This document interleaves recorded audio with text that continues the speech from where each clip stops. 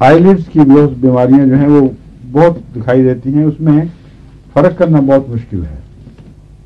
بہت سے مریض آتے ہیں جن کی آنکھوں کے اوپر پپوٹے پھول جاتے ہیں اور تھکننگ اس کی جو مختلف جگہوں پر موٹا ہونے کی کا جو رجحان ہے وہ سب میں قریباً ایک جیسے ہی دکھائی دیتا ہے ایسے مریضوں میں.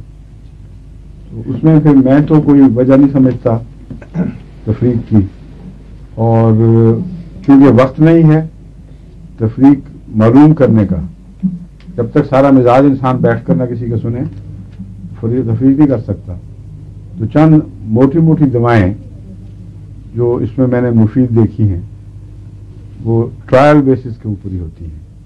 ان میں ہیپر سلف بہت اچھی ہے، سورائنم بہت اچھی ہے، اور زیادہ کرونک کیسز میں جہاں حلیہ بگڑنا شروع ہو جائے اور باز نہ آئے اور کچھ ایسے آثار ہوں جیسے بیماری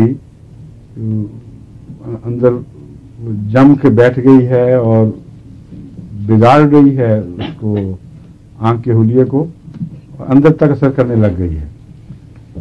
اس میں ایلومینا اور ایلومینم بھی، یہ دونوں بہت ضروری ہیں، کیونکہ باوجود اس کے کہ سورائنم کی طرح وہ گہری دوائیں شمار نہیں ہوتی، مگر میرا تجربہ ہے کہ ایلومینا بہت ہی گہری دوا ہے.